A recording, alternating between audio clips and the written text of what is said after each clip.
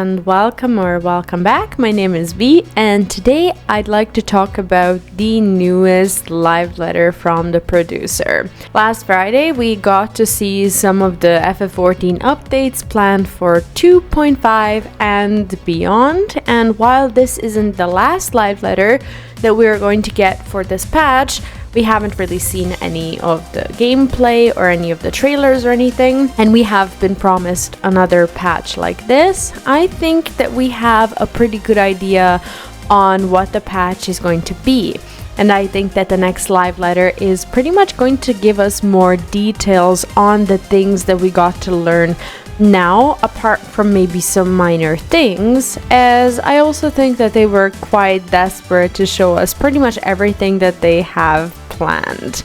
If you happen to be new here on the channel, make sure to subscribe, leave a like on the video, and let me know in the comments what you are most interested in when it comes to the upcoming patch, if anything. So, Yoshi P opened the live letter with some pretty bog standard information on what the next patch is going to look like. And the first and most obvious thing that was mentioned was the MSQ.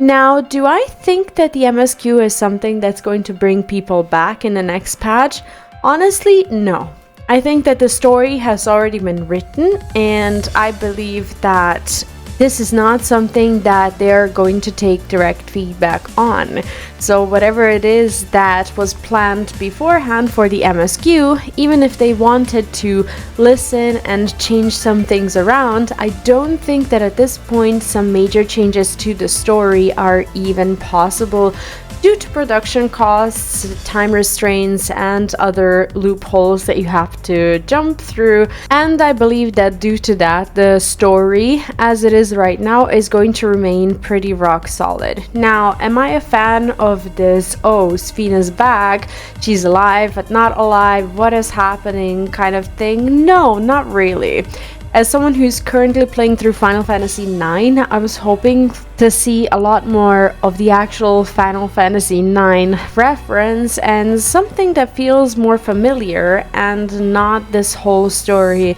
about revival, Wuklamad, Sfin coming back, and other nonsense. A part of me was hoping that what they would do when it comes to copying things a little bit from the patches is that they would make post patches look a lot more like they did in Endwalker and Final Fantasy IV. I am a huge Final Fantasy IV fan, and I've always seen FF14 as a little bit of a tribute to other games as well, so I wouldn't mind that too much, but I don't see them presenting Alexandria in this sort of light, I suppose, and I don't expect much from the patch when it comes to some actually faithful Easter eggs. If anything, I see this as a reimagining, and I don't think that the MSQ will be what brings people back into the game. When it comes to the actual new updates, there is the Cosmic Exploration, which is pretty much a new diadem,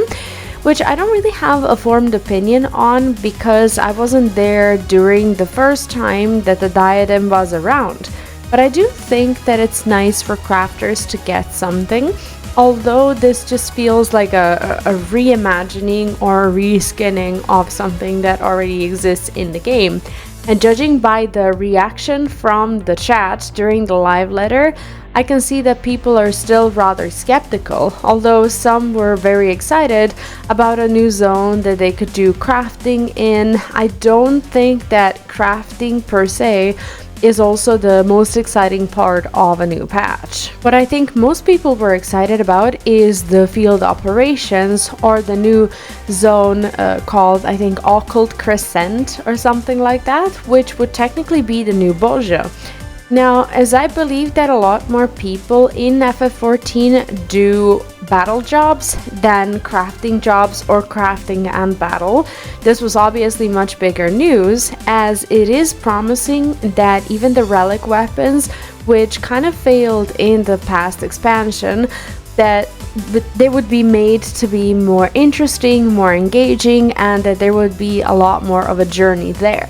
Now, in my last video, I talked about the relic weapons in particular, and I said that it was a bit disappointing for me as a player and as a content creator that relic weapons were just a pastime and something that's easy to get to for as long as you're playing the game and turning in those tomes. So I think that overall this is good news and gives the players some sort of sense of progression, a new zone, and something that the community is largely going to be involved in. Now, whether this is some sort of novelty that is going to save the game, maybe not. I think that a lot of people are going to be excited about the phantom jobs, and again, I haven't played Final Fantasy XI yet, but the fact that they're introducing both of the phantom jobs and that they're giving a discounted subscription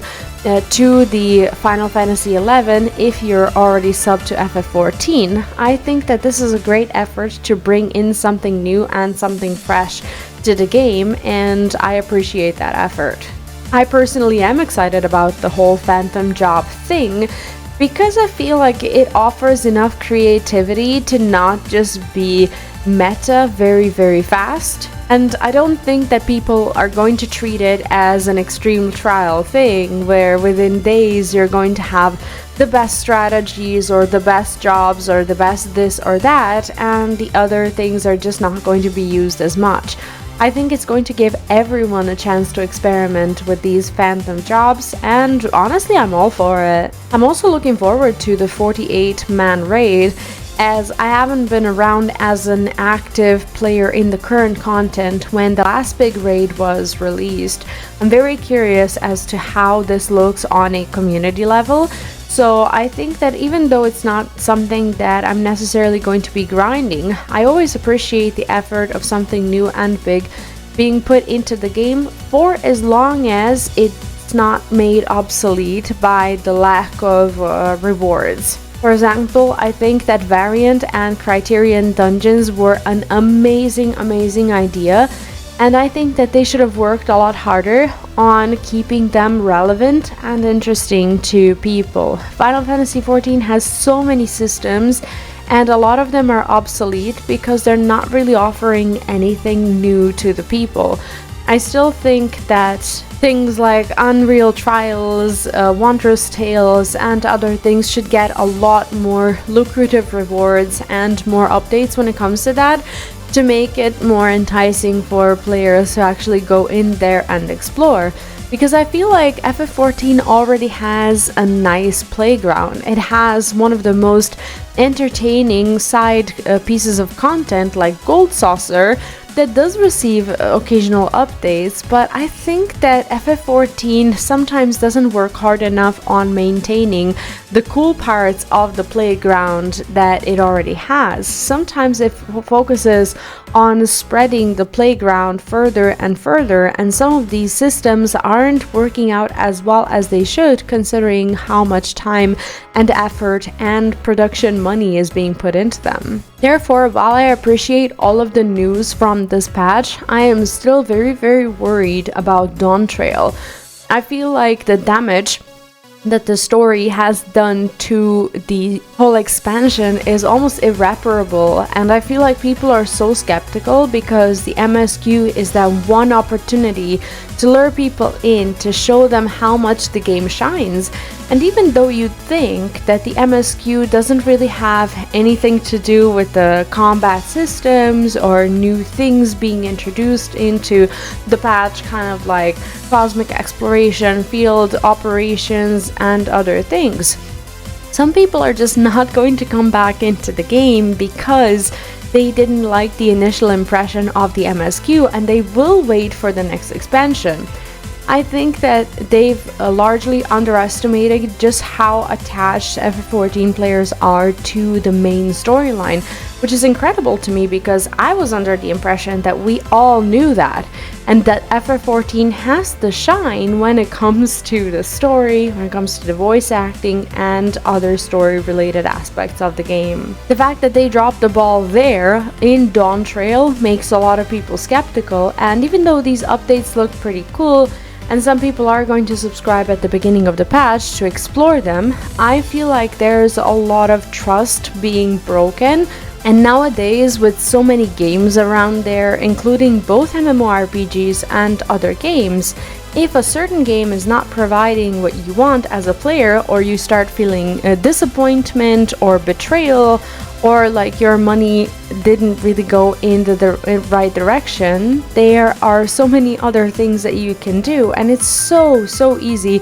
to lose players nowadays, especially with the fact that so many people are speaking very openly about how they feel about the expansion. It gives a lot of people validation and the sense that they are validated and right to feel betrayed and disappointed about these pieces of content. So while I think some of these systems are really good, I am concerned that a lot of people aren't going to see them and experience them the way it's been designed, because they're not going to want to come back until the next expansion. So I think what needs to be done is something that they will probably never do, and that is coming out in front of the players and being honest about the things just not being as good as they could have been in this expansion, and then working hard to listen to fix some of the things in the next expansion that we've largely complained about. I don't know where the story is going to go in the next expansion, but if Wuklamot was made to be some sort of centerpiece for the next 5 expansions or so, I think surely this is going to be the end of FF14 as we know it, because so many people are just not going to be around for that. Best case scenario, they've wrote the story of Wuklamot and Tuliolol and whatnot, and they're going to leave it behind and leave her there, and in the next expansion we're going to get a whole new continent where we're dealing with something completely different, and best case scenario, it's going to be something that is actually worth playing. I don't like making skeptical or cynical videos when a new update rolls out, and I don't think that they could have done any better when it comes to announcing new features, because they can only do what they can do. And I think that given the circumstances, they are providing us with a lot of content that is going to have some sort of longevity, both for players and for content creators at the end of the day. I am planning to come back to Final Fantasy XIV, explore the journey of the relics, and maybe even make some guides like I used to. But I'm not going to shy away from talking about how I really feel about things, and as someone who does feel a bit betrayed and disappointed by the main content of Dawntrail, I do think that I'm going to take everything with a grain of salt, and there is a bit of trust that is yet to be regained for me as a player, especially considering that even some of the other MMORPGs that have kind of fallen historically are now catching up. The other day I made a video on World of Warcraft housing, where they're speaking very openly about how WoW housing is going to essentially be better than FF14 housing. No losing the house when your subscription runs out, housing for everyone, neighborhoods, and all that stuff. So I think that other MMORPGs are working very actively on providing some of these features that FF14 unfortunately hasn't upgraded yet. So I think it's time for the dev team to wake up and do the same thing that the World of Warcraft dev team had to do after the game started bleeding players, is to realize that goodwill with the player base doesn't last forever, and that things need to be better and need to be better rapidly, because players are going to vote with their wallet. And even though Cosmic Explorations, Field Operations, 48-man raid, and all these new updates, they sound great, the game is going to have to offer emotion and attachment and something lucrative to get people to come back and say, okay, so maybe the main story of Dawntrail didn't really go as planned, but this has paid off. This is now a good game that we know as Final Fantasy XIV, and I am compelled to come back again. And I am going to be honest, I don't know what it is right now that needs to happen that will get a lot of people who feel a bit disheartened to say that and to come back into the game with this renewed sense of hope.